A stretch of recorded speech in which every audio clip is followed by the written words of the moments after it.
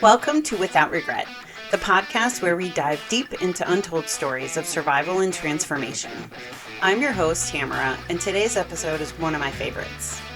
I was excited to talk to Edward because his story is so different from what we usually talk about. He had to overcome an aggressive cancer that a lot of people don't survive through. He outlined his journey, the good, the bad, and the ugly, and the funny, in his book titled Cancer, Musical Theater, and Other Chronic Illnesses, which has been re-released to celebrate 10 years cancer-free. I was also excited because he's kind of a big deal on TikTok. Edward gets real and raw in his story of survival and what it's really like to have cancer, get treatment, and ultimately recover, all with an incredible sense of humor. We also go down a social media shaming rabbit hole at the end, but it's a great debate worth sticking around for. Please welcome Edward Miskie. Thank you so much for joining tonight. I'm so happy to be here. Thank you for having me. You look great. Your hair, your outfit, and your cat in the background, it's giving. That's my dog, actually. Oh, just kidding. Yeah. It's dark. I couldn't see. Here. Your book Oh my God, it is. I see it now. Okay. And that's actually now on second look, that's definitely a dog. I'm so sorry. I didn't mean That's okay. She's little. To miss species your dog. Your pet. How dare you? That's it. We're done. I'm so rude. I'm just kidding. Oh, it's late there, huh? What was it, like 8 o'clock, a little after 8? That's like 8:12. Okay. That's early for New York City, right? Yeah. I've got a good couple hours left in me. Awesome. Well, I won't take up 2 hours. But hopefully that works. All right. Well, like I said, I read your book. I'm so impressed. I have to say before we even get started here, I have to say that I can count on one hand how many people I have done these with who have actually read the book. And it's, first of all, so courteous and impressive. And also, in my opinion, how things should be done if you're going to have these conversations. And I know that's a hot take that people will disagree with because it's time consuming and whatnot, but it just makes all the difference in the world. And I cannot thank you enough. Oh, you're very welcome. And I didn't read the books in the beginning, but I would read them after because I don't know. It didn't occur to me in the beginning. And then I would read the book after and I'd be like, oh, I wish I had read this first. Because I have more questions now. I would talk about this. Yeah, exactly. But on the other hand, I like to have a very spontaneous conversation. And I like to have genuine reactions, I guess, to people's stories. And so on the other hand, it's kind of like, I already know your story now. I know a lot about you. I know a lot about you. So much about me. Too much, arguably. Maybe a little too much, yeah, at this point. But the book was extremely entertaining. I don't know if entertaining is the right word when we're talking about cancer. It totally can be. It was. And I laughed a lot more than I want to admit. I did laugh a lot. Good. Well, and that was the intention. I wrote it with the intention of it being funny and entertaining because it's such a heavy subject matter. Right. And I think it's necessary to do because especially when you're in the thick of it while it's happening to you, being able to kind of take a deep breath and be like, this is insane what is happening here, and have a good laugh at it is just like, everyone's like, laughter is the best medicine. But like, I think it's better if you can laugh at yourself when it's happening. Like, oh, here we go again, Right. Yeah. I feel the same way. I like funny. So yeah. A couple quick questions. Shoot. Just out of my own curiosity from reading the book. Okay. So the first thing I was thinking as I was reading, especially the early chapters when you were first going to the doctor and getting diagnosed, the names of the nurses and the doctors. I was like, how does he remember these names? I don't remember the name. I remember my doctor's name, like my primary, but I'm not going to remember all the nurses. But when I got to the end, they are all names of characters from musicals, from shows. Okay. That's what I thought once I got to the end. But at first I was like, wow, I'm impressed that you remembered these names. And then I was like, maybe he just made them up. They're made up names. And then when I got to the end and I saw all the credits or however you listed that, I was like, oh, okay. Okay. Yeah. Well, and I did that for two reasons. For one, it if you know musical theater, it adds to the world. If you don't know musical theater, it doesn't really do much of anything. It's just kind of is what it is. But also I didn't want to use anyone's real name because I Yeah. didn't want to get sued. Because there were some people that I dragged to death in there. So I were, but overall, I think you were pretty nice. You know, I I'd like to think think of it as fair. fair. I would call it fair. That's a good way Yes. to put it. Yes. Okay.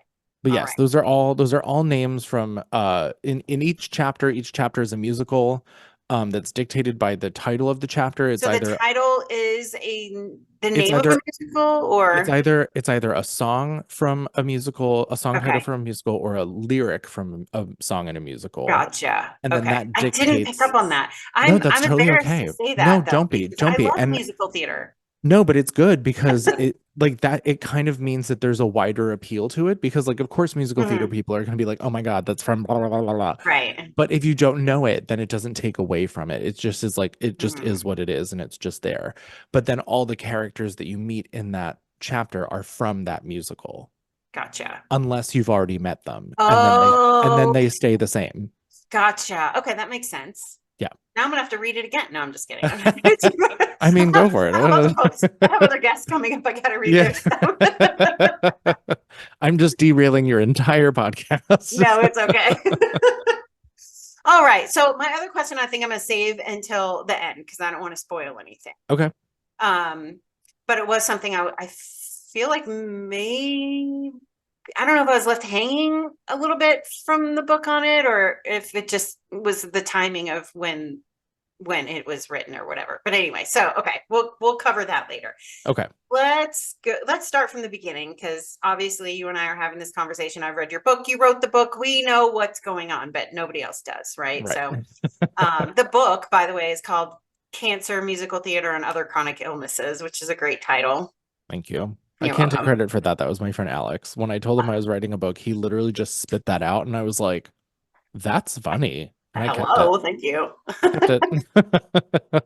So who was Alex in the book? What was his character's name? Oh my God, I don't even remember. Oh no. He's What? in there. I should have a spreadsheet. As you know, there's so many different names that Yeah. like sometimes my friends will be like, "Who was I again?" I'm like, "I don't remember. You'll All have to right. read it. I can't help you Right. there. Yeah. I should have made a spreadsheet of like references of who's who. Yeah. The name Valentine, that's kind of, I'm really glad that's not somebody's actual name in real life. I mean, I Right, guess it right. probably is. And I apologize if I offended you if your name is It's not. Valentine, but Well, it's it's another not in my legal name. story. That's a character from Kiss of the Spider Woman. Oh, okay. So there's apparently a lot about musical theater that I don't know, But that's okay. but I like it. I like musical theater. Okay. Anyway. All right. So this the thing is Seymour is cancer, Right. right? So you are a cancer survivor. Yes. 10 years now, 11, almost 12. 11 years now. Yeah. Thank you. Still Congratulations. alive. Still alive, still cancer free, Yes. which is awesome. So you had non-Hodgkin's lymphoma. Yes, I had a very so there's a billion different kinds of non-Hodgkin's lymphoma, and Okay. the specific type that I had was a rare enlarged B cell Burkitt's-like non-Hodgkin's lymphoma. Say that 3 times fast. Truly, it's incredibly rare, it's incredibly aggressive, and Hmm. it's very fast growing. So, as you read in the book, from the first time that I discover it until the time I get to the hospital, it goes from this tiny little like pea-sized, almond-sized lump under my arm to the size of a grapefruit, in the course of about 4 to 5 months. And it was wild. That's not what you want to hear at 24, 25 years old. Hmm. Like, oh, this is bad. We don't have a lot of literature on this. Best of luck to you. Yeah. Like you said, you're the case study now. Right, which is horrifying. Yeah. And I didn't find that out until I was 5 years out when my oncologist told me that. And she told me that in an appointment. It was my last appointment with her because that was also something I didn't know. After 5 years, you have a point where you stop seeing your oncologist. And she told me that information in the room and I just cried. And I Mm. had no idea why because I was terrified of this woman. She was wonderful and I loved her. But at a certain point, it was just like so triggering to see her from time to time because Yeah. every time I saw her, it was bad news. And then when she told me it was over and I wasn't going to see her anymore, it was like this, it was like breaking up with someone or like Yeah. losing or What like would you do? losing a friend. It was like, oh, um, oh no. And then in that same exact appointment, she was like, you're the only one that's lived this long without a reoccurrence. And I was like, oh, I I don't know if I wanted to know that. But Yeah. thank you. And thank you for saving my life. And ooh. I'm sure that's like, that's an accomplishment for her as an oncologist. I mean, yes. And also she's like one of the top, if not the top lymphoma specialists in the entire world. Hmm. So I'm just a blip on her radar. Hmm. But, she's certainly more than a blip on my radar. Right, absolutely. Well, Yeah. I think you're more than a blip, being the first to make Yeah, as long as you did. for that particular kind. There's actually I just reconnected weirdly enough a couple days ago with this guy that she had introduced me to who had the exact same kind as I did. He lived in New York and I had actually met him years before and like on a one-off date that didn't end well and whatever. And then she connected me with him and he was kind of my pre-stem cell transplant coach in a sense where he was like, this might happen, this is going to happen, be prepared for this, get ready for this, bring this along with you. And I just reconnected with him recently and he actually had it come back again. Oh, So this wow. is now his third time. He's fine now. It was last year. He's fine. It's gone. um in part, mostly in part, and to the credit of my oncologist that we shared. But it was so bizarre to reconnect with him at That is, this exact moment in time, because it's like so much is happening with this book and it's something that I talk about regularly, and then out of nowhere, after not hearing from him for over 10 years, it's like all of a sudden, hi, I had it again, I'm still alive, I'm still here, hi, how you doing? It's just very wow. odd and out of nowhere. Very odd. The whole thing Yeah. is odd that you'd met him before, that you both had the same cancer, you had the same doctor, Yeah. that's, yeah. So like, and Why aren't you guys married? I because feel he like is I married. feel like something's happening here. He is married. I have been thinking about, Oh, okay. Well, then never mind then. yeah. He's like he's like 61 and married and like whatever. Okay. But like I have been thinking about him a lot lately, and maybe I should just reach out and say hello again, and maybe like grab lunch or something. He does live near my office, so I could technically swing out to say hello. Right. Okay. So at the time that you find this lump, you said 24, 25. You were, I think, not even in New York at the time. You were away or Yeah.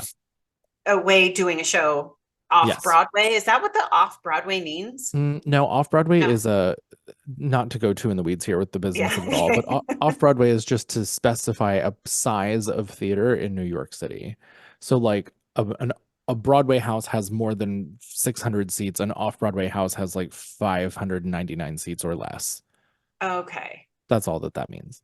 Okay. I was in Reno, Nevada, which is Reno. Okay. not even remotely close to off Broadway.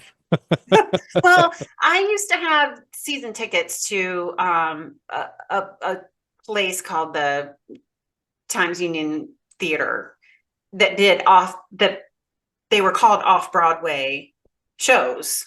So like I saw Wicked and I saw Rent and I saw Oh, so those so types that of would be like, that's like a tour house. okay. So like a tour would go through, or But they called it off Broadway. I So mean I they that can was call it whatever they want. And I yeah, mean okay. they're not wrong, but they're also not right. It kind of doesn't matter. It's whatever. It's whatever. But it's traveling, right? Yes. Right, yes. So, but that's not exactly what you were doing. No, I was doing what we call a sit down, which is where you are hired to do a particular show for a certain amount of weeks or months or whatever, Mm-hmm. and you just kind of live there and then you Mm-hmm. go back home. And Gotcha. so we had rehearsed in New York for I think 2 or 3 weeks, and then we all flew out to Reno and we set the show in the theater in the casino, and then it just ran for 4 months. Okay. Oh, Is it a pouring determined rain. amount of time or is it like it just runs Yeah. until they decide not to run it anymore? Yeah, no, you have a contract. So like Oh, okay. we got there like June whatever and we left November whatever. Okay. So where I'm going with this is it's not like you have a 9 to 5 job. Do they provide insurance? Is that even a thing that you can have when you're No. in that situation? And then the job is over. It's a contract job. Yeah. So like the job is over. You don't have insurance. Now I know because I read the book what your insurance situation turned out to Right. be. Well, and there's a lot of like, again, business things, but this was a not union production. And so like with unions, you get insurance and whatnot after a certain amount of time. This was not that. And so I was 24 years old. I was making like, I think $350 or $400 a week doing this show, grossly underpaid, and didn't have an insurance to speak of. And Mm-hmm. so when all of this happened, it just kind of was like an oh shit moment. And thank God, like, the Affordable Care Act passed here in the Mm-hmm. States, because I mean, the amount of money that I'd be in debt right now is astronomical if they Mm-hmm. even would have treated me. Because as you read in the book, that was a hurdle that we came Mm-hmm. in contact with, where I had to get these tests done to be admitted into the hospital for chemo. And they were like, oh, your insurance hasn't cleared yet, like pending approval of being put back on my mom's insurance because of the ACA. So you have to pay for this out of pocket or we're not Mm-hmm. treating you. And Yeah. like this thing was literally getting bigger by the day. And it was like, what the fuck are you talking about? Yeah, I Like know, right? That's the last thing you should have to worry about in that type of situation. And it was your bullshit. mom is a saint. Truly, Oh she my is. God, you are so lucky. I'm so lucky. And I Yeah. was lucky to specifically have her with me during that period of time because Hmm. she was on it. She caught fuck ups that doctors and nurses made with dosages because that's what she Hmm. does, Yes, she does. Yeah. and so not anymore, but at that time she was mixing chemotherapy at work, and she was, Yeah. delving out the drugs. She was a pharmacist. My grandfather owned a pharmacy. She worked for him, and now she works for a big hospital and runs the pharmacy. So, Nice. not so much hands-on anymore, but she does have that background. And Hmm. I was so fortunate. I don't know where I'd be if she wasn't there, because Hmm. like she caught some things that could have killed me or could have like really fucked things up. Yeah. Yeah. So lucky. But yeah, an oh shit moment. So many of them. So yeah, I mean, I love that you are sharing what it's like to live through it and live after it, right? So I have a very good friend here who they have a daughter who has an inoperable cancerous brain tumor and has had it since she was 5 years old, and she's now 12. Um, and they just live with it, and it always amazes me how normal their life seems, Yeah. knowing what they're dealing with on a day-to-day basis. Well, and I think part of that goes to the resilience of humans when faced with something like that. Hmm. I think a lot of people think that if something like that would happen to them, their whole world would be turned upside down. There would be all this chaos, and And that there is. does and that does happen, but that's not a constant. You adapt. Humans adapt. Hmm. Is what we're designed to do. And so, when you're faced with that news, when you're faced with an obstacle or a hurdle like that, you just kind of like course correct and you figure it out, and that becomes the new normal. Hmm. My problem with my cancer is that I refuse to make that my normal. And Hmm. whether that served me better in the end or not, I did everything, as you read, that I possibly could to try and be a normal 24 or 25-year-old kid. Hmm. Like drinking my way through chemo, fucking my way Hmm. through chemo, like dating and doing what I would do normally if I didn't have like toxic chemicals coursing through my body. And maybe that's what saved me. But there is a way that when you're faced with something like that, that is a more longer term sentence, that you just kind of have to take a deep breath and be like, okay, like this is what it is, and this is how we're gonna deal with it. And it kind of it I think, and I don't want to speak for her, but like it probably allows her to break a lot of rules that she would not otherwise not break, and just kind of be like, fuck it, let's Hmm. do it. Who cares? Hmm. Yeah, maybe. I mean, she's only 12. And she's Listen, me at 12, I was very much like, fuck it, who cares? Yeah, Like I if don't you would see have this given me an world doing that, inoperable if but you would have given me an inoperable brain tumor at 12 years old, I would have been hell on wheels, and I was you already would pretty think, bad. you would absolutely think that. But she is the sweetest kid. Oh my gosh, she's so sweet. She's Oh, good actually for in the her. hospital right now, for an infection, Ugh, and it's that's just, the worst part. yeah. She's just smiling, happy, and just like she's the sweetest kid. But this isn't about her. This is about you. Okay, Well, so but and I don't want to derail you here, but like, but to what you just said, like she's in the hospital for an infection and she has this brain tumor. Like that's another side of things that people don't necessarily think about. Like they just think like, oh, chemo, radiation, blah blah blah, yeah, you lose your right, hair, you're done. But there's so many other things that can happen and go right, wrong when you're experiencing that because you effectively have a lowered and or no immune system yes, whatsoever. So something as simple as like a cough or hmm the flu can be devastating. And yes, so like a 12-year-old with a brain tumor who's in the hospital with an infection, like, yeah, I'm like, yeah, I remember those days. yeah, Loud and yeah, clear. yeah. So yeah, that's very true. It's not just, I think a lot of us do think, oh, well, you get chemo and you're done. But yeah, the chemo makes you sick. The chemo does a lot more than just make your hair fall out. And it doesn't even always make your hair fall out. Yeah. There's many different chemos that do many different things. Her hair, for example, turned gray. Yeah, The I've one heard that that she's on happens. now is gray. So she had to go get her hair done, and because she didn't want to walk around with gray hair. This is just the roots. So anyway, Right.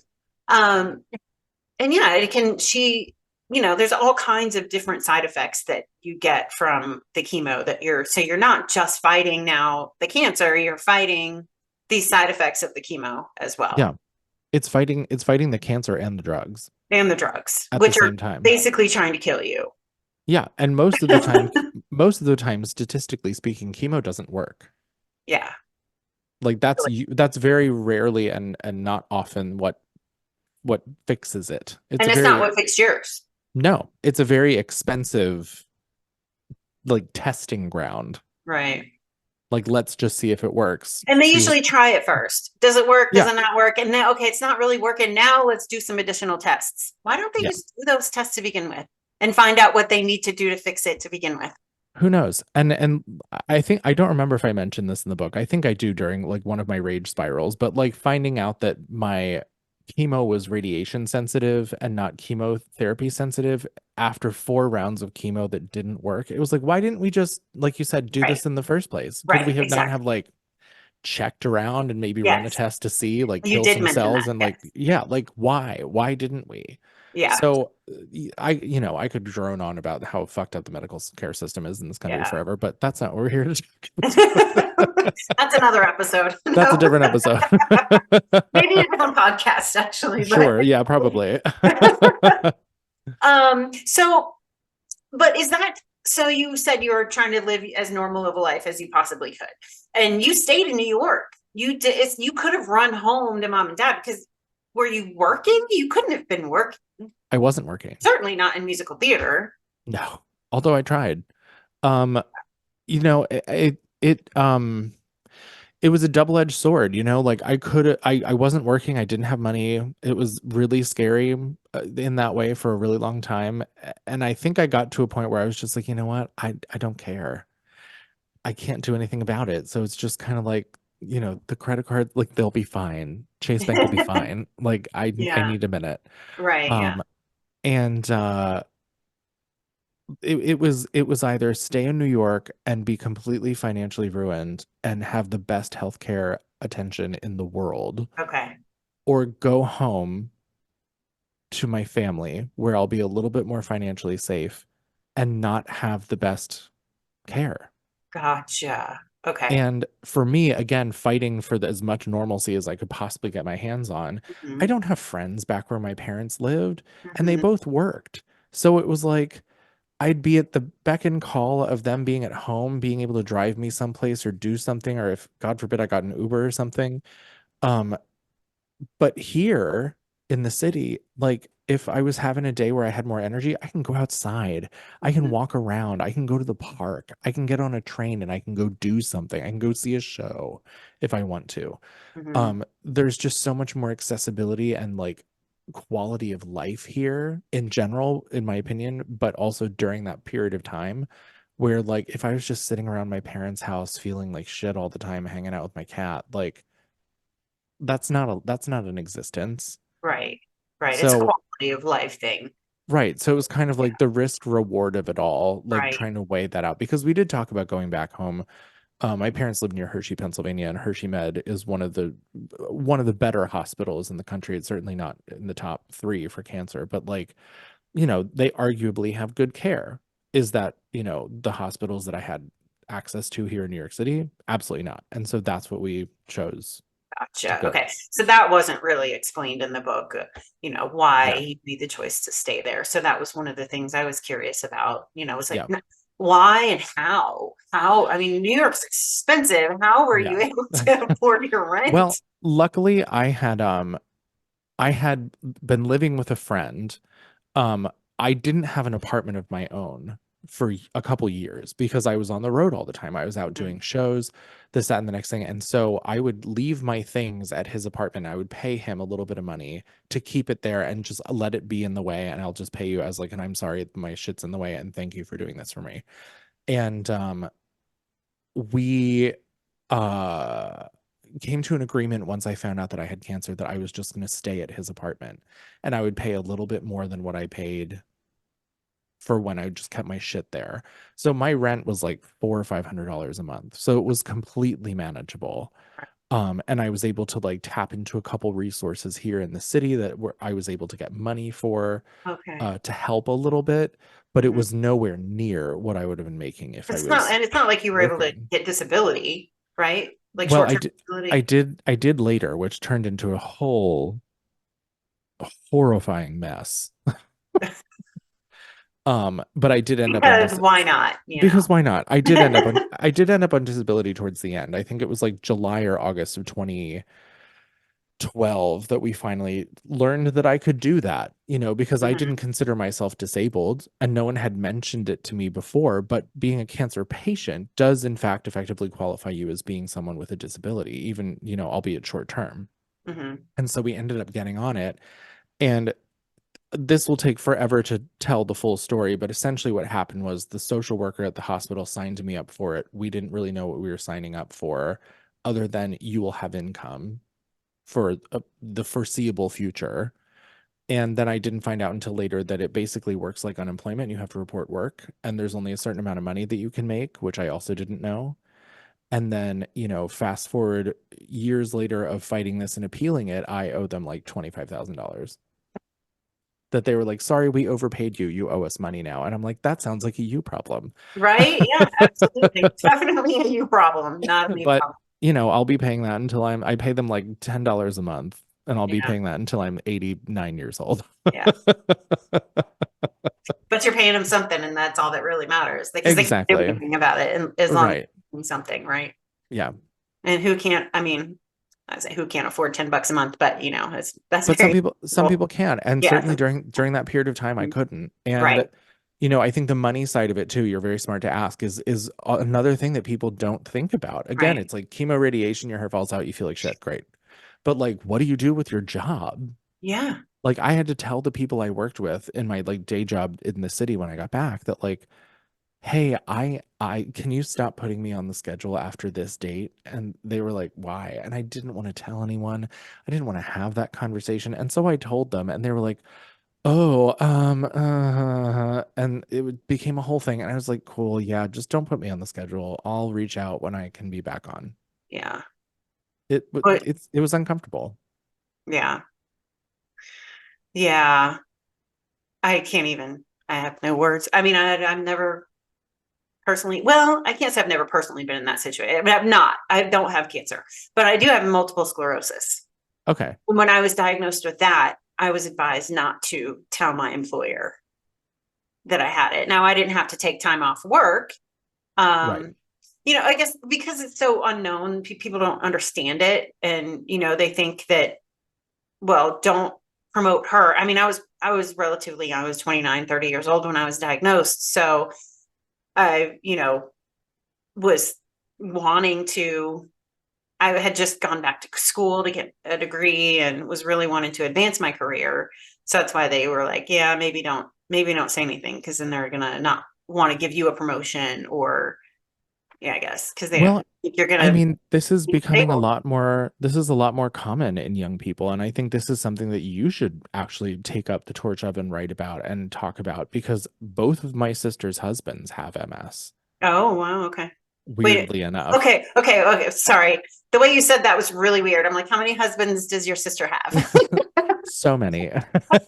Sorry, I have two sisters, and both of them have one husband, and the one husband of each of them has MS. I get it. It just took me a second. It's totally okay. Okay, how are But they? Are they good? they're good. Okay. They They have do some like amazing medications now. totally, they do like the infusion situation, and it's kind of like, I had to do chemo at one point yeah, for my MS, but it didn't yeah, make my hair fall out. It just made my eyes turn green. cool. What a weird The side whites effect. of my eyes turned blue because it was a really bright blue color, Oh, and my pee interesting. would be yellow for a couple of days. Yeah. Oh yeah, I remember that with chemo. So fun. Um, but I yeah, mean, I mean, not yellow, green. It would be green. Blue and yellow make green. I gotcha. Um, but yeah, I mean, that's something that you should look into talking more about, because it's Yeah. becoming that's becoming more and more common. Yeah. And why? Yeah. Yeah. Why? Good question. Yeah, I wish I knew. I have no idea. And my cousin has it.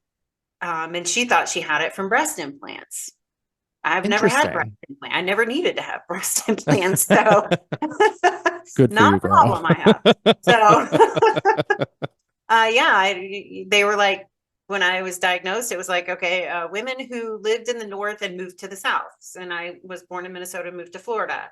Now I live in Colorado, but I was like, well, seems to be more common in that. So yeah, That's so they strange. have no idea. They have no, as far as I know, they don't have any idea Yeah, well, and why that's people get interesting too, because my one sister's husband is from the North, Midwest, and then moved to Florida. it. So that's a really interesting component of that. I don't Huh. understand. I don't know. They think it's one of those that's genetic and environment. Like you have this genetic, but there's something environmentally that triggers it. Yeah. Well, and But that's also kind of true, I believe, with cancer too. Like most people mhm. have cancer Right, cells. right, It's just something will trigger it. yeah, And what that something is oftentimes unknown, right, and oftentimes not traceable. Like hmm, we'll never really know what triggered mine. yeah, There's no reason for me to have had this particular type. right. But Well, unfortunately, there's no money in figuring it out. I literally just saw a TikTok about this. There's no profit in the cure. No profit in the cure. It's true. Yeah. Yeah. Okay, so where are we now? We are in the thick of it. We're in the throes of it. I love how you put the pictures in the book, by the way. That was Oh, cool. thank you. Yeah, Um, it was very Taylor Swift inspired. oh yeah, with the The little Polaroid. Polaroid. I don't think I can get through a podcast without somebody bringing up Taylor Swift, but I don't mind. It's fine. I mean, how can you not? I know. Exactly. It's fine. Have you ever seen her? Have you ever met her? Have you ever stalked her apartment? No, but she is from the town next to mine. Yeah. Yeah, Nice. never Maybe. met her. I know people who went to school with her, but as many degrees of separation as I have from Taylor Swift. Well, that's less than I have. I don't even know if I have. Right. There's no separation there. Well, Anyways, okay, thankfully, so this is not a Taylor Swift competition. no, it's not. Okay, so we've talked about money. So financially devastated. I feel like you have recovered at this point somewhat, right? I mean, I'm sure there's still You know, obviously you're paying $10 a month for the 25,000 that they overpaid you. right. Well, that's also on principle. I'm just being a dick with that. Yeah. Um, I had, and then 2023, I had decided to stay working at a place I shouldn't have stayed working, and was being grossly underpaid, and then I was laid off, and I went 5 months without being Oh. employed. So, back to square one, but it's fine. This is what we do. It's cyclical. Like we're good and then it all falls apart. And then we're Right. good Yeah. and then it falls to shit. But So but do you go? But do you just go? At least I don't have cancer. I think subconsciously, yes. It's not the Yeah. first thing that comes to my head, but it's like, all right, Right. well, figure it out. I've been through worse. Yeah, we're Yeah. not dead, so Yeah. keep going. Yeah. And you've learned some lessons and So many. so many. Do you want to name a Countless. couple? Um, you know, yeah, actually I will say one. My favorite thing I think that I've taken away that I've kind of learned more recently from honestly doing a lot of these podcast interviews is that I during the time that I was in the hospital, a lot of subconscious shit was going on that I was doing that I wasn't aware that I was doing. And by talking about it, maybe this is therapy for me, TBD. Hmm. By talking about it, I've kind of learned what I was doing. And there was, of course, like a search for normalcy and like this want to just feel like a normal fucking person. But I think the biggest lesson that I took away from kind of reevaluating what happened to me is that whenever you're in a bad situation like this, and I think back to your friend that you were talking about who has the brain tumor, um, purposefully and intentionally making good memories is so important. And it's important not just for the obvious, like, oh, we all want to have good memories. But for me, I think subconsciously, it was very much like, if I come out of this, I can look back and not only see darkness, and I can look back and be like, oh, that was so much fun. Do you remember that? And then on the other side of that, if I wouldn't have made it, my friends and family could look back and say, hey, do you remember that? That was really Yeah. fun. It wasn't all bad. Gotcha. And so Okay. I think, regardless of the state of your life, whether you're going through something catastrophic like that or you're just living your day to day, it is important to create moments if you're not experiencing moments to be able to look back and be like, you know what?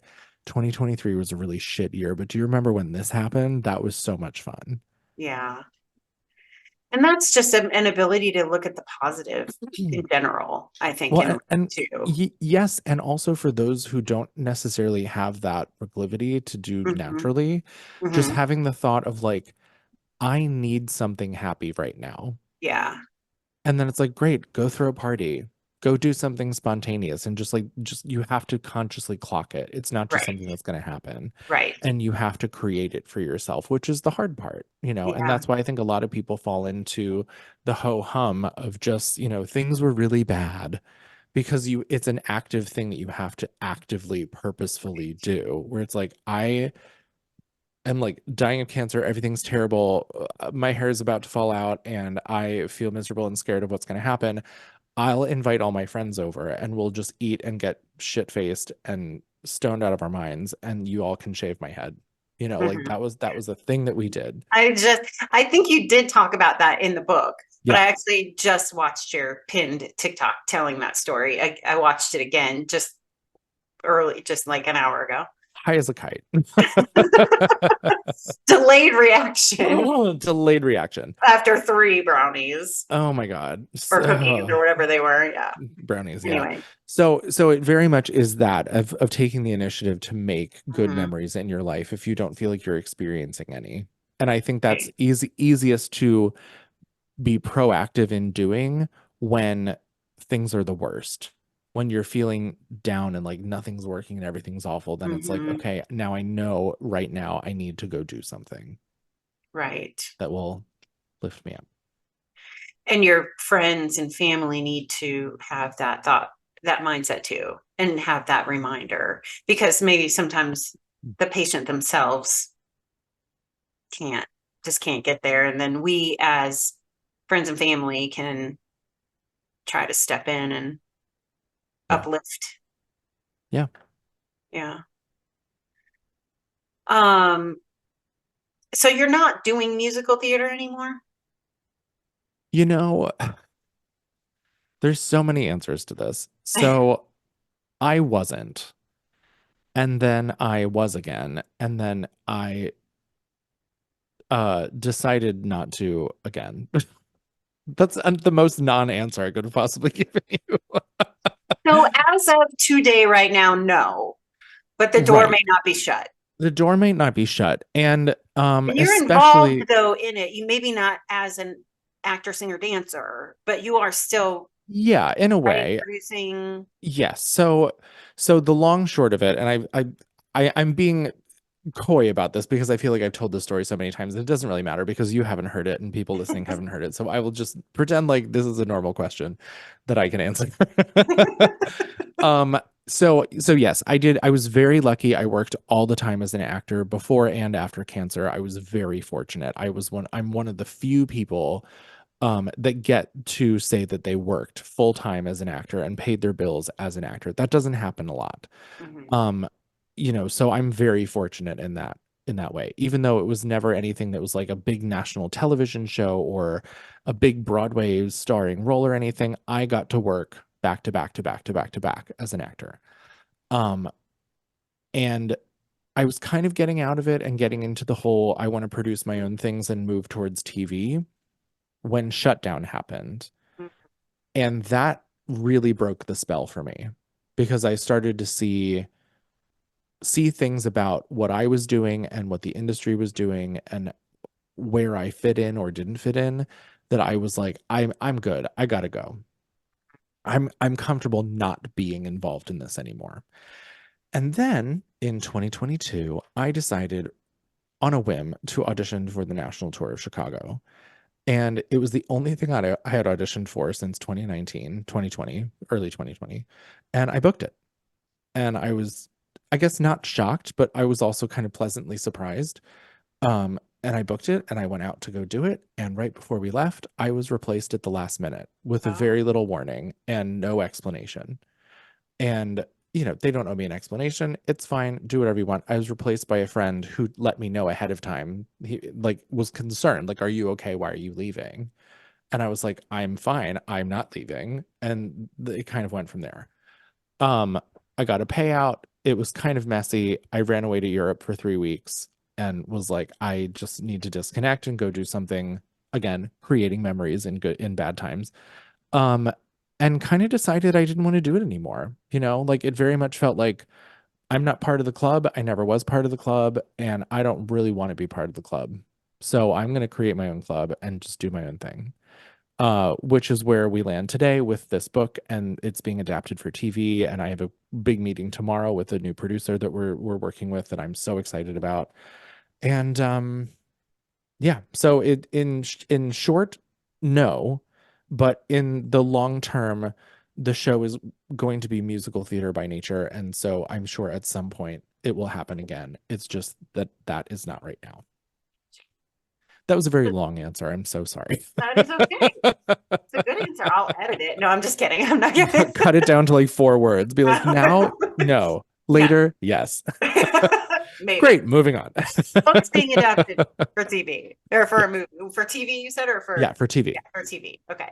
Um, so the long and short of this whole thing is though you mentioned I believe it was in your profile or maybe in your message to me that you know we've talked about the money, we've talked about the job, we've talked about all that stuff, but the relationships and you being able to throw out the trash and understand who really is your ride or die, who really has your back, who are your true friends.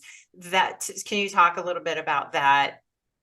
Yeah, I mean that's check off another thing on the list of what people don't really think about when you're a cancer patient because I think the default is like, well, of course your friends and family are going to be there for you. Why wouldn't they be?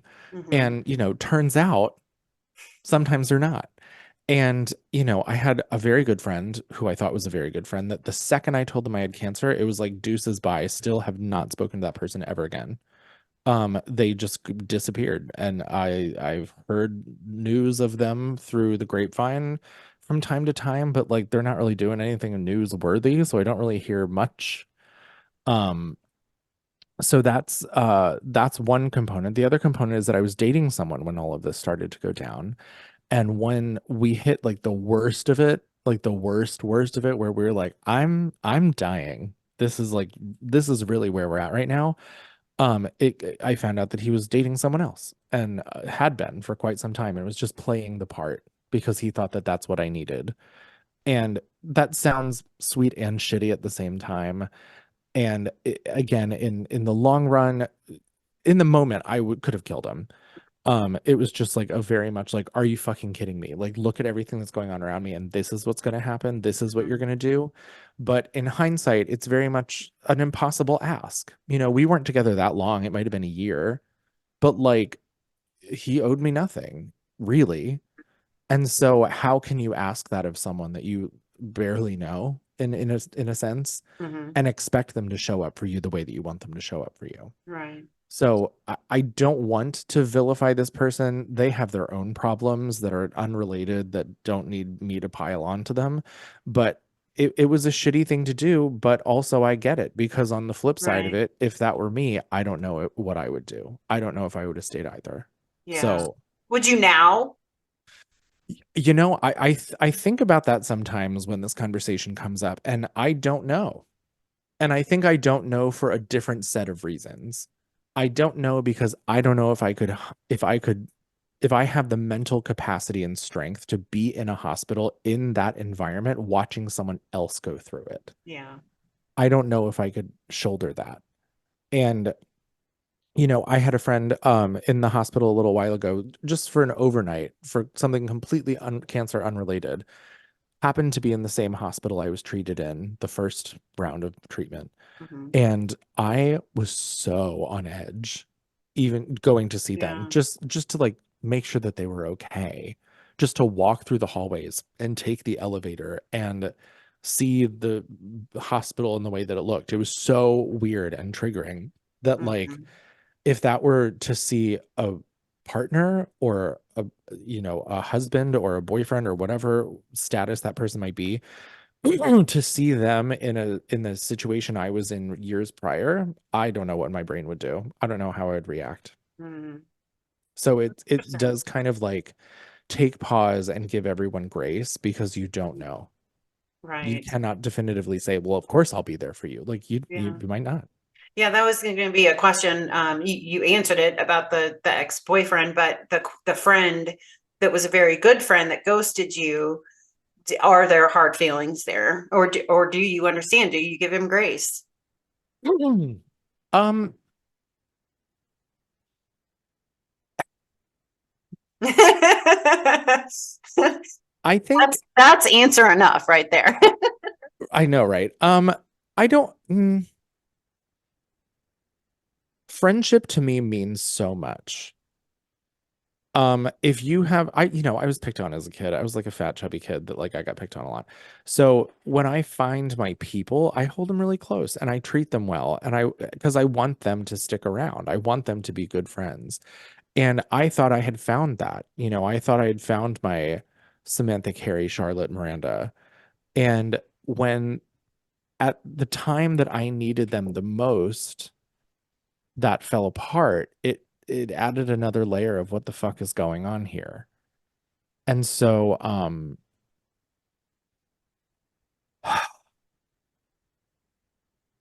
friendship is a different level of relationship for me, and I actually kind of hold it above romantic relationships because it's a different kind. And again, it's more valuable to me. And so a betrayal like that, especially, and for this person specifically, who comes from a background of privilege, who comes from a background of like not having to really work that hard ever for any reason, whatever their perception of working hard might be, like they haven't really. Um, and then to be faced with something that is like your friend needs you and their reaction is to bounce, then to me, I don't want to say it's unforgivable, but it's a lot more hurtful, I think, than a romantic partner. Yeah, interesting. And that's just me. And this could sound completely unhinged. I don't know. It But doesn't sound unhinged at all. It makes sense. It does make sense. yeah, but It's I I I say don't want to. interesting because it's not what I expected expected to hear. Sure. And And I don't know if I want to say that there are hard feelings still, but it's very much like, I still side eye that person yeah, or whenever they come up in conversation. And before I was very careful to like walk on eggshells and not really actually say anything. But now if it comes up, I'm like, yeah, that person did this. You want to hear a funny story?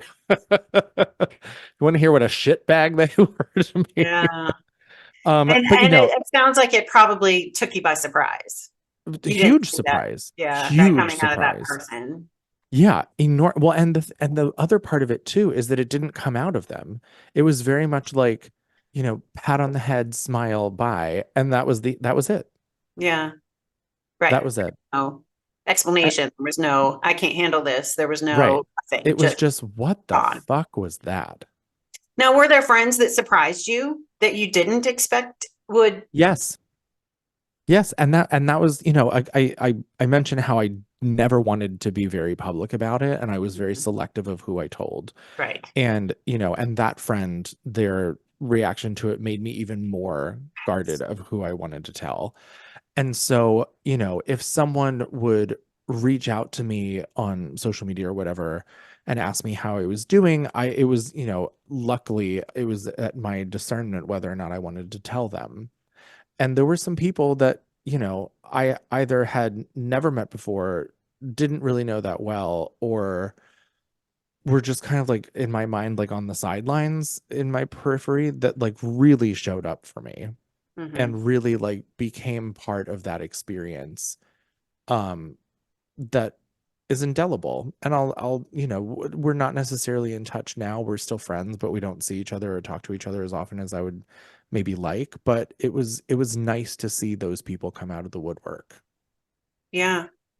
Yeah. I kind of had a feeling that was going to be the case. Yeah. That And you've it's got it's the all one. it's all balanced. You have like the Yeah. the Right. the two people that were real shitty, Yeah. and that was balanced out by a bunch of people really showing up. Right. And that probably, again, is another reason why I hold friendship in such higher esteem than I do Right. romantic relationships. Yeah. And it's important to focus on the ones that do show up. Exactly. Why I, waste your I'm just, time? I'm thinking, I'm always relating things to things in my life, but and it's And you so should. minor. But there was something New Year's Eve this year. Um, many people didn't show up for me, and that I fully expected that would be there, and I for a moment got hung up in the fact that these people aren't here and they should be here, and instead of focusing on the ones that actually were there. And Yeah. I got And there. I did get there. It took me a second, but I got there. what I think that's a normal response. Yeah. Being hurt and being upset is always going to be the focus because it's not what you want to feel. Right. And so you dwell on it, Yeah. Yeah. and makes you crazy. And there's somewhere in the ethos, there's a very angry, drunk voicemail that I left for that friend. Um, while he was on a luxury vacation with his husband and their families. And I was just like scream crying drunk into the phone. I think like in a 2 or 3 voicemail series that if I heard now, I would likely not be very proud of. That's okay. Um, You had every right. I'm not apologizing for it at Yeah. all. I'm No like, regrets, right? Without no, the I don't feel bad about it because honestly, I said what I needed to say and it was yeah. my truth. It was the truth at the time and might Yeah. still be. I don't remember all of it, Yeah. obviously, but you know, Yeah. so I don't know. The relationship dynamic within all of this is very tricky Mm-hmm. because there's a lot that I think there's an implication of asking a lot of the people around you. Mm-hmm. And, certainly as humans, we don't want to be a burden. We don't Yeah. want to, we don't want to get in the way, Mm-hmm. you know. And so asking for help during that period of time becomes even harder. Mm-hmm. And which is silly because it's the time where you need it the most. Yeah. Um, but yeah, it's really tricky, the relationship thing. I was very lucky that I didn't really have a whole family situation that like everything fell apart with family during this. There was one instance that, wasn't great. I had a family member who knew that I didn't want anyone to know about all of this and sent an email blast out to their mailing list about it that included the address of my hospital and the room I was in. Oh my goodness. And I didn't realize this happened until I started get well cards from people that I had no fucking idea who they were. And they were like, "Oh, I know this person." And it was like, "Are you kidding me?" Wow. And like work in the same industry, have the same last name. Like What is wrong with some people? I don't. like not a big deal now, but at the time it just Yeah. felt it was such a Yeah. betrayal. But like that's the only thing that was even remotely family related. But for the most part, it was all friends and romantic relationships that kind Mhm. of like went to shit. But again, the balance and every in the Mhm. end, it was all fine, and I'm good. Like no Yeah. skin off my teeth. Right. Um, Has it changed the way that you make friends or develop relationships now that you're, cancer free for 11 years?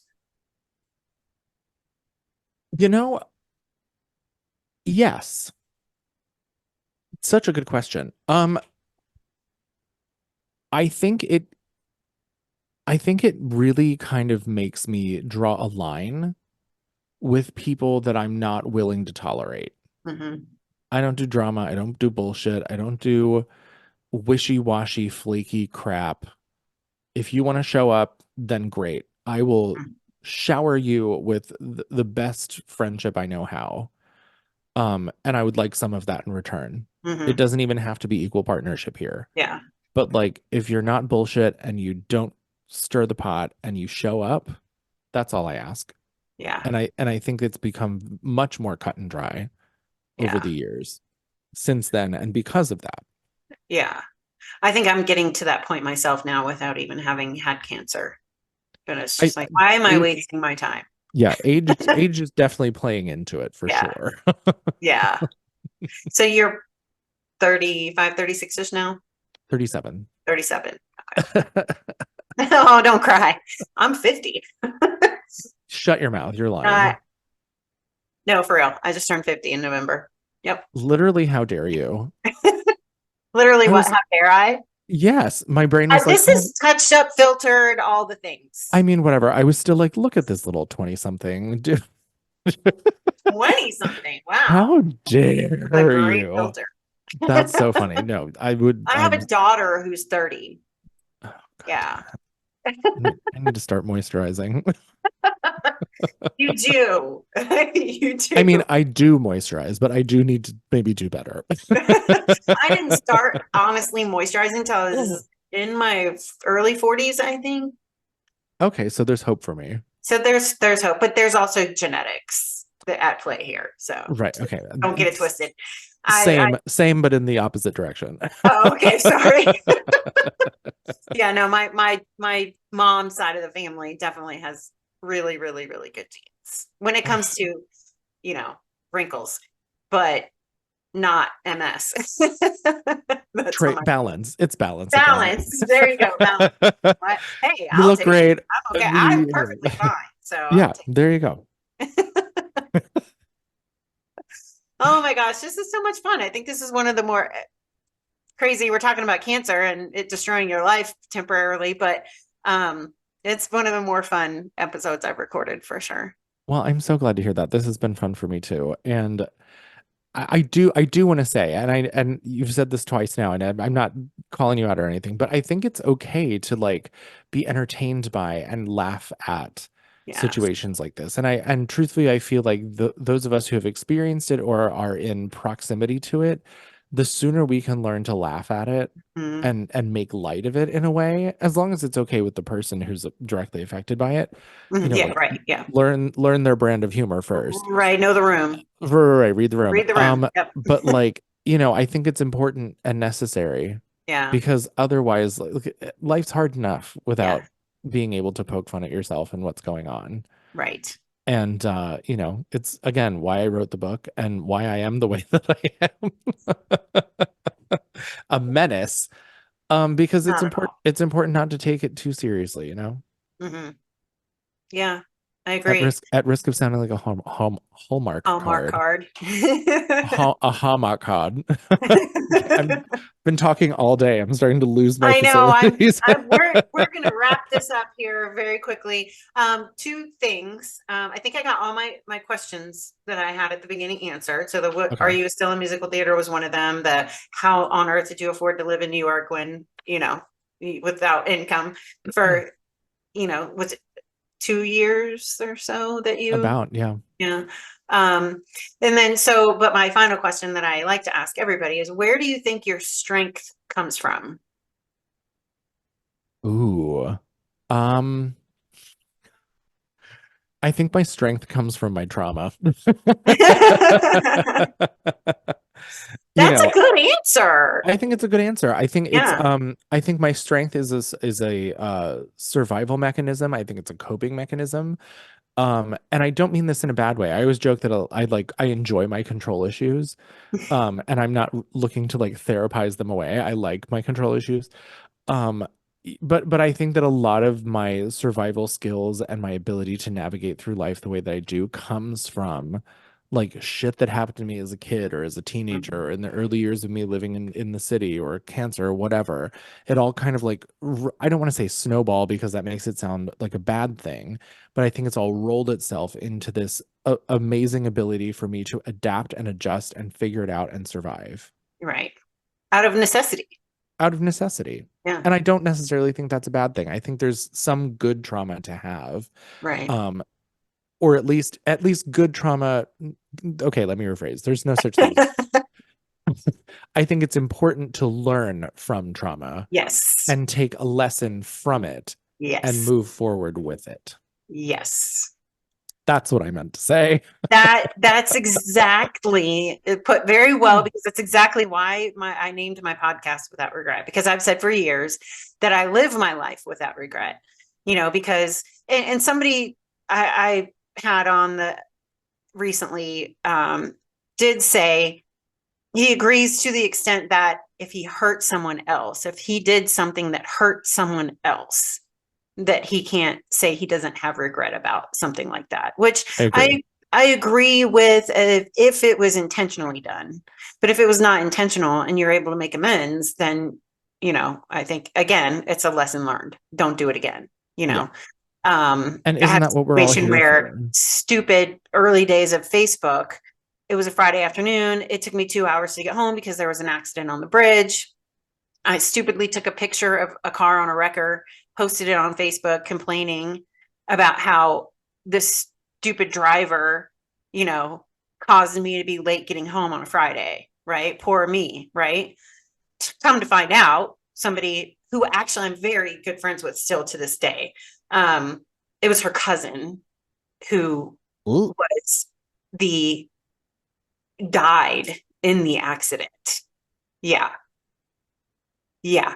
So Those early days of social media were just the Wild West, man. I learned how to delete a post that day. And unbelievably, they were not mad at me about it. But I took that as a lesson and I have applied that to the rest of my life where like instead of looking at that situation and going, oh, poor me, I'm late getting home from work. It's now I'm like, Lord be with those people. I hope everybody's okay. It's completely changed my perspective on things. So here's a situation where I fucked up. I made a stupid post and they had enough grace to not, I say they, because there's two sisters that I was friends with. And, they had enough grace to say that was my cousin, not in a mean way, commenting on the post, and I was just like mortified as soon as I saw that, overly apologetic. I'm so sorry, delete the post, and it's a life lesson. So do I regret it? I guess in a way, but at the same time, You learned something. I learned something and it gave me a new perspective on things. And I wouldn't necessarily have that if it hadn't been for that situation. So yeah, no regrets.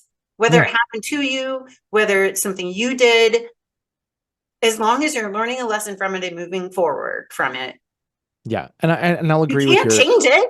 No, and I'll agree with your previous guest too. As long as you learn a lesson and you haven't hurt anyone, Yeah. then I think having no regrets is good. Yeah. I certainly have some. um, some of which were circumstantial that I can't do anything about. Um, but like I just It's just I don't about know. not living in the past. It is. It's about yes, I think that's what it is. It's learning and forgiving your discretions, if that's what you want to call them, Yeah. for like discretions against yourself, maybe if that's how we're gonna categorize it. But I think as long as you're learning Hmm. and moving that forward and rolling it forward, then you're good. Yeah. Yeah. It's like whenever I see people out in public or in a restaurant or on the train or something and they're having an absolute meltdown or they're being a total bitch to someone, me specifically also, I worked in the service industry for a really long time with like general public facing jobs, which I'd hope to never have again. Um, People are awful. They are And off. I think a lot of our default reaction is to respond to that in a similar way and kind of get in their face Hmm. and Yeah. try to squash it and course correct it. I'm like, man, I've been there. I've been the yelling person. And I know that in that moment, I was fucking miserable. And there Right. was shit going on that I had no Yes. control over. And I just tend to back away from those scenarios, being like, I Hmm. don't know what this person's dealing with, but I'm not getting in the way of that. Right. Exactly. They're definitely dealing with something. Yeah. Yeah. I think my brother and I, we recorded an episode. We were talking about, the woman at, his whole point was nobody cares, nobody gives a fuck, right? So when you're complaining about this thing or whatever, he's like, nobody cares. Like the woman who goes to Burger King and complains about the fries that she got at McDonald's weren't hot. Like, what's Burger King going to do about that? They don't care, They don't care. like, especially this cashier at Burger King. It's not even the owner of the franchise, right? Like, they don't care, Right. but where that conversation led was maybe this person got the wrong order at McDonald's and they're freaking out because their abusive partners in the car waiting for that meal, and they're afraid of what's going to happen if they bring that wrong meal back to the car. Like, these are real scenarios that could be happening in real life. So when you see that person freaking out, you don't just Yeah. be like, oh, Karen. No, that person's dealing with something. Have Yeah. grace.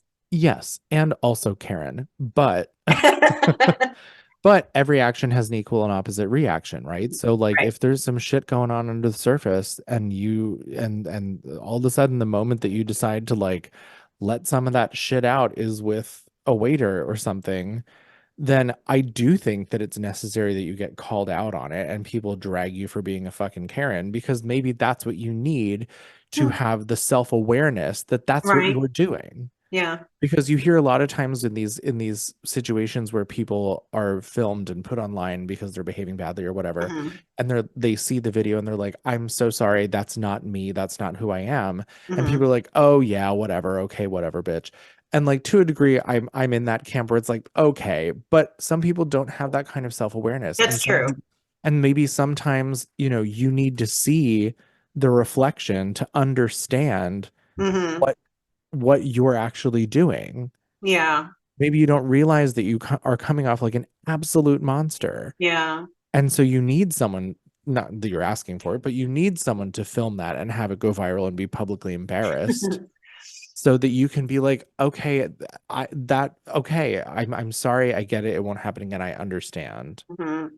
Shouldn't I have just happened have in to the first say, place. I'm really glad we didn't have social media when I was Oh younger. my God, same. I was a Because I terror. mean, there's also the side of that you know everybody's gonna fuck up at some point. Like, everybody does it, and the way it can ruin someone's life because they had a bad day and it got recorded and put on Facebook or Twitter or X, whatever it's called, and TikTok. I think, Whatever the fuck. especially as a teenager, Yeah. you know, Yeah, I mean, I just teenagers, I'm willing to give a lot of grace to because I know what I was like as a yeah, teenager, and like you said, if we had social media back then, I don't know if yeah, I would have made it to 22. But like, I do think that and I don't want to say that like bullying or shaming or scolding people for their behavior is a good thing, but also I feel like we've gotten to a place where no one is being told about their behavior really. And so it becomes entertainment for us, and then we encourage it. Mm-hmm. And maybe, and again, not saying that this is right, but maybe filming someone behaving badly and having it go viral and embarrassing them and ruining a little blimp of their life is the equivalent of like shaming someone into not behaving that way. Mm-hmm.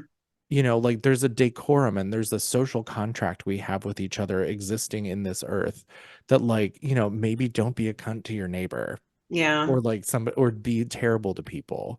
And I think that, I mean, you're old enough, I'm old enough, people a little bit younger than me are old enough to remember before social media, before the internet, and how you would be scolded by a teacher, you would be scolded by a parent, you would have a friend or a friend's parent tell you that what you're doing isn't good. Mm-hmm. And now if you do that, you open yourself up to a whole slew of lawsuits, especially in Yeah. the education system. So who is able to police these conversations? And I don't mean police in that way, but I mean like, you know, effectively parent someone into being like, don't treat people this way. Yeah. I get that. I do get that. I just feel like there's a lot of context that's lost when somebody just starts recording after a situation has started. You don't hear what happened before. You don't always find out what happened after. And you don't know if this is a pattern of behavior with this person or if it was just a one-time thing because they just heard that they are diagnosed with cancer. And they, No, you know. and I completely So agree. And that's the only part of it that gives me pause to yeah, agree 100% with you. and of course, like we're speaking generally, and this is a case Right. by case Right. situation where like Absolutely. of course some of these things should not have happened. Mm-hmm. But and of course I feel sorry for the person it did happen to wrongfully or whatever, but I do think that there's a place for it because we've lost Mm-hmm. the whole don't talk to me like that Right. or don't talk to them like that.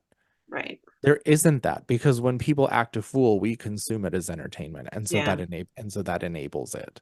Right. And then I think it gets taken advantage of, and then people just do it for likes and clicks and follows, and they Yeah. don't necessarily recognize what the repercussions are. And I we're feel like you could spiraling go on and on into and on. I was going to say we're spiraling into the social media I now. know this whole conversation has taken a drastic This is turn. a totally different It's podcast a episode. You can fabulous cut all conversation. of this. You don't But have I to. know You can you're keep it if you want to. exhausted and you've been talking all day. And I thank you so very much for, coming on here tonight, back to back to another one and gracing us with your presence. Well, I'm so happy to be here, and thank you for gracing me with yours. And Oh, thank you. I'm so glad we got to chat. And I'm so glad you actually read the book and enjoyed it. I really do. I very much enjoyed it. Yes, that I Thank have you. to say, so far, of all the books from my guests that I've read, I have enjoyed every single one. I think they're all amazing Amazing. writers. Yeah. So Great. So glad to hear I that. haven't been like, oh my God, do I have to read? Like There just hasn't been finish like that this at all. book. Like, maybe I should cancel this one. No. Right. Like, oh, Sorry, I got to reschedule. yeah. No, Oh, they've I'm all so been glad really to hear good. that. And yours Good. especially. Yes. Thank you. Yeah. Thank you. Of course. Anytime.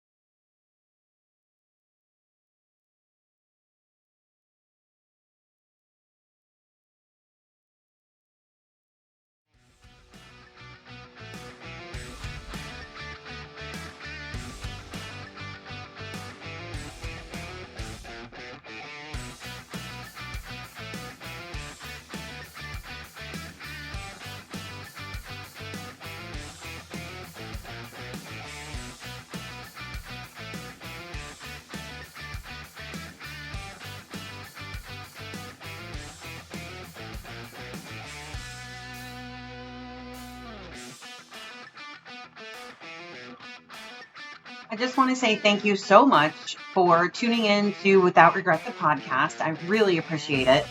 And I'd like to ask you to please like and subscribe. Leave me a review wherever you get your podcast. That would be really awesome because that's how my podcast is going to get noticed. So that would be a huge help, or share it on your social media would be awesome as well. Thank you so much. This podcast is a Without Regret production, which is produced by me. Artwork is by me.